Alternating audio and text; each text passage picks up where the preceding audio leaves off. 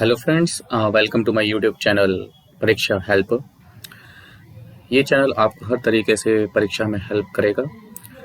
साथ में अगर आपको वीडियो पसंद आए तो इस वीडियो को लाइक करिएगा, शेयर करिएगा और मेरे चैनल को सब्सक्राइब करिएगा एंड बेल आइकन पर प्रेस करना मत भूलिएगा, बिकॉज जब आप बेल आइकन पर क्लिक कर देंगे तो इससे मेरी चैनल पर जो भी न्यू अपडेट्स आएंगी, न्यू वीडियोस अपलोड होंगी, तो वो उसे आप इजीली चेक कर सकते हो और वो आपके यूट्यूब पर ऐप पर नोटिफिकेशन देता रहेगा। तो चलिए आज स्टार्ट करते हैं। सबसे पहला टॉपिक डेटाबेस एंड इस डेटाबेस का इंट्रोडक्शन। सोर्स जो लिया गया है that one is from the Smith Arora books. Okay, तो स्टार्ट करते हैं। सबसे पहले अगर हम बात करें व्हाट इज डेटाबेस, डेटाबेस होता क्या है, ये डेटाबेस नेम क्या है, किस चिड़िया का नाम है। ओके, तो सबसे पहले डेटाबेस की अगर हम बात करें तो डेटाबेस ये जो वर्ड लिया गया है that one is defined as a collection of inter related data stored together to serve multiple applications. यानी कि ये डेटाबेस एक ऐसा सिस्टम है या एक ऐसा कलेक्शन ऑफ डेटा है जो कि एक दूसरे से इंटर रिलेटेड है और बहुत सारी मल्टीपल एप्लीकेशंस में हम इस डेटा को क्या कर सकते हैं, यूज़ कर सकते हैं। आज के टाइम पे अगर हम बात करें डेटाबेस की तो in every application, in every websites this database is the basic need of the particular website. जहाँ भी आप देखेंगे हर जगह डेटाबेस की ज़रूरत पड़ती है, चाहे स्कूल हो, चाहे आपका हॉस्पिटल हो, चाहे आपका एक पुलिस स्टेशन हो, ठीक है, किसी भी जगह पर आप देखेंगे किसी भी ऑनलाइन वेबसाइट की अगर हम बात करें तो हर वेबसाइट की डेटा कलेक्शन करने के लिए, उस डेटा को मेंटेन करने के लिए एक डेटाबेस मेंटेन किया जाता है। ठीक है, तो डेटाबेस कुछ नहीं है, बस एक कलेक्शन ऑफ डेटा है जिस कलेक्शन ऑफ डेटा की हेल्प से हम आगे के प्रोसेस को इजीली सॉल्व कर पाते हैं। ओके, तो जो भी आप एक्टिविटीज़ करते हैं या जो भी आप अपना इंफॉर्मेशन फिल करते हैं कहीं भी किसी भी वेबसाइट पर, ठीक है, so all this data is stored in a special place and that place is called as a database और that collection of data is called as a database.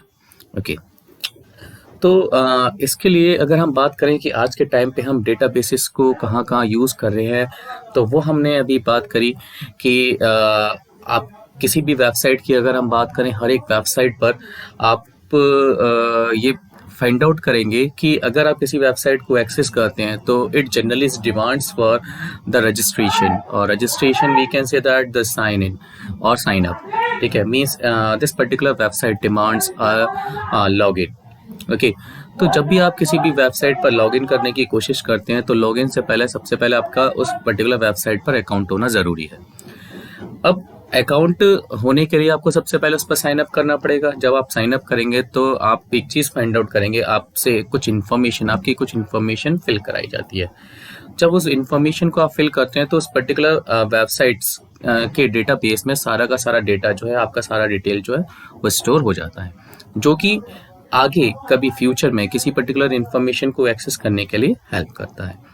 Okay, किसी के बिहाफ पर आपको ये बताया जाता है कि आपकी अकाउंट से रिलेटेड क्या क्या इन्फॉर्मेशन आपके पेज पर डिस्प्ले करानी है, वो सारी चीज़ जो है वो डेटाबेस में मेंटेन की जाती है।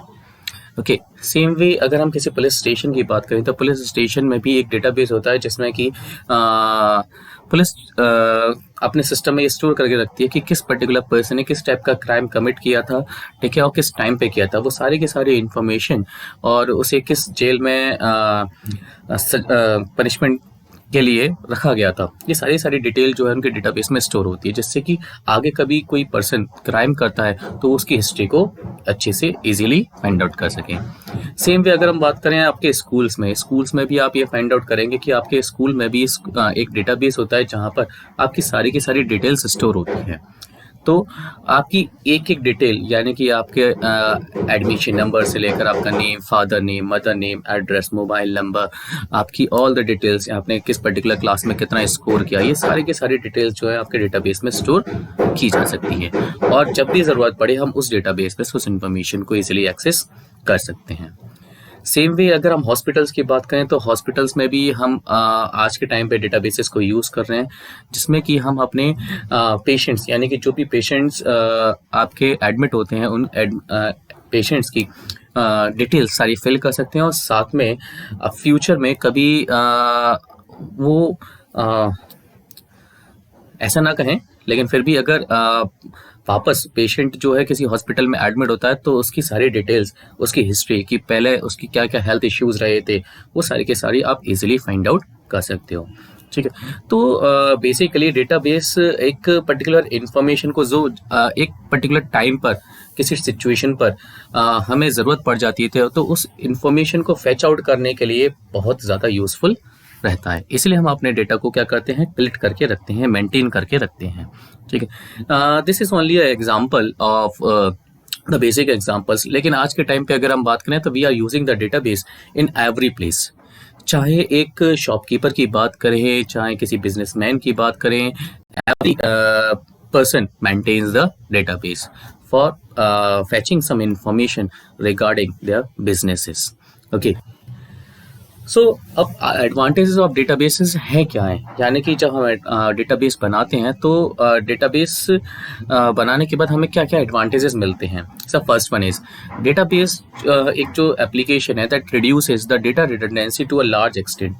जनरली होता क्या है कि अगर हम एक पर्टिकुलर प्रॉपर डेटाबेस को अगर यूज ना करें तो there can be a problem of the duplicacy of data. Data redundancy यहाँ पर क्या बात की जा रही है, डेटा डुप्लीकेसी की।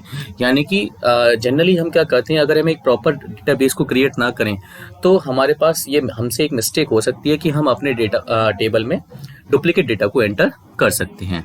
तो डेटाबेस जो होता है, एक प्रॉपर डेटाबेस जो होता है वो डुप्लीकेट डेटा को एक्सेप्ट नहीं करने देता, it reduce it. Second one is databases can control data inconsistency to a large extent. Okay, now what is the meaning of this data inconsistency? Data inconsistency का मतलब होता है कि डेटा जो है मल्टीपल प्लेसेस पर, यानी कि अगर हम एक ही चीज़ को, एक ही डेटाबेस को अगर हम मल्टीपल प्लेसेस पर यूज़ कर रहे हैं, ठीक है, तो अगर कोई पर्सन किसी अनदर प्लेस से उस सेम डेटाबेस में किसी टाइप का चेंजेस करता है तो दूसरे यूजर के लिए वो डेटा जो है ऑटोमेटिकली अपडेट हो जाएगा। That is one is the database is control data inconsistency. यानी कि जो इनकंसिस्टेंसी की प्रॉब्लम होती है, यानी कि मिसमैचिंग ऑफ डेटा, यानी कि मीन्स कि अगर कोई फर्स्ट यूजर अपने डेटाबेस में किसी टाइप के चेंजेस करे और सेकंड यूजर के पास वो इफेक्ट ना हो, अपडेट ना हो, ठीक है, तो that one is called data inconsistent. ठीक है, तो डेटाबेस क्या करता है, इस प्रॉब्लम को रिमूव करता है, कंट्रोल करता है। मींस कि अगर मल्टीपल यूजर्स हमारे सेम डेटाबेस को यूज कर रहे हैं और कोई वन यूजर आपके डेटाबेस में चेंजेस करता है, किसी डेटा में चेंज करता है, अपडेशन करता है, मॉडिफिकेशन करता है किसी भी टाइप की, तो वो modification automatically at the same time will be updated for the other users. Okay, next thing is databases facilitate the sharing of data. Sharing of data means कि आप अपने डेटा को क्या कर सकते हैं, शेयर कर सकते हैं किसी भी, यानी आप अपने डेटाबेस को किसी और पर्सन के साथ, किसी अदर वेबसाइट्स के साथ या किसी अनदर टूल के साथ शेयर कर सकते हैं। जिस भी पर्टिकुलर इंफॉर्मेशन की जरूरत हो, that information you can share to others. Databases enforce standards. Enforce standard means कि whenever we create a table और द डेटाबेस, जब भी हम अपने टेबल को बनाते हैं तो उस टाइम पे हम क्या करते हैं, कुछ कंडीशंस अप्लाई करते हैं जिससे कि जब हम अपने डेटा की एंट्री करें, इंसर्ट करें आपकी टेबल में डेटा, तो उस टाइम पर कुछ कंडीशंस को फुलफिल करने के बाद ही आपका डेटा आपकी टेबल में इंसर्ट हो। तो इसके लिए जनरली जो टर्म्स यूज की जाती हैं, that one is data types, okay, data constraints और साथ में कुछ कंडीशंस।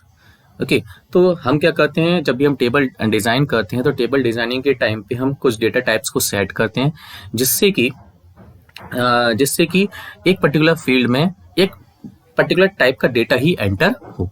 साथ में डेटा कंस्ट्रेंट्स, मतलब डेटा कंस्ट्रेंट में हमारी कुछ कंडीशंस होती हैं, जैसे कि प्राइमरी की, आपकी फॉरेन की, unique constraint, okay, default constraint. So with the help of this we can set up some values, or we can set up some conditions to the fields. Okay, unique constraint क्या करता है कि unique constraint ये ensure करता है कि आपके किसी पर्टिकुलर फील्ड में यूनिक वैल्यूज ही हों.